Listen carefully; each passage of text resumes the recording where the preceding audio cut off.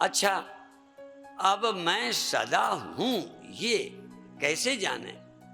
अब शरीर के रहते तक तो तुम्हें देखो, शरीर में आ जाते हो तब तुम हो, ये तो पक्का ही है। शरीर के रहते तो लगता है ना, पर देखो स्वप्न में तुम स्वप्न में थे, जरा ध्यान दो। स्वप्न में तुम थे, ये देह था, ऐसे तो ये दुनिया बनी रहे, उससे क्या? तुम्हारा देह था, पर इस देह से तुम्हारा संबंध न था, तुम अपने ही किसी ख्याल में थे।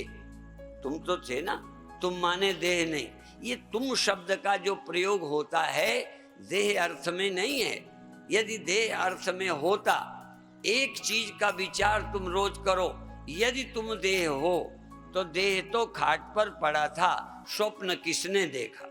क्या स्वप्नों का दृष्टा देह होता है? मैं एक उदाहरण दिया करता हूं कि घड़ा चाहे कुम्हार का बनाया हो, पर उसमें अंतःकरण न होने से मैं समझा नहीं पाता, काल्पनिक दृष्टांत है।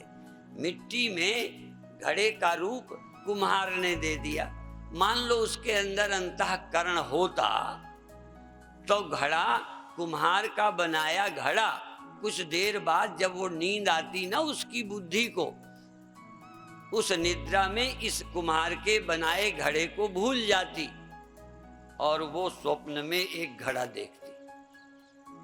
वो घड़ा देखो कुम्हार का बनाया नहीं, पर जिसमें घड़ा है उसी में स्वप्न का भी है होना।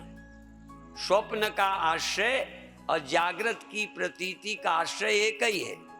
इसलिए स्वप्नांतम व जागरितांतम हुआ, जो स्वप्न के अंत को देखता है, जो जागृत के अंत को देखता है, जागृत अवस्था के अभाव को और स्वप्नावस्था के भाव को और स्वप्नावस्था के अभाव को जो देखता है, इनके अंत को देख लेता है, वो कौन है?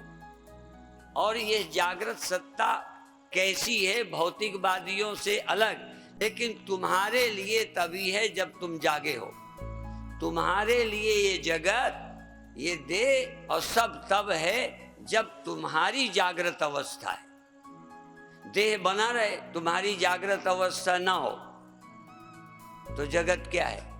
और जागृत अवस्था किसी की स्थायी नहीं है। देह रहते भी जागृत नहीं रहता। देह तो कुछ टिकाऊ है, 50-100 वर्ष रह रहा है।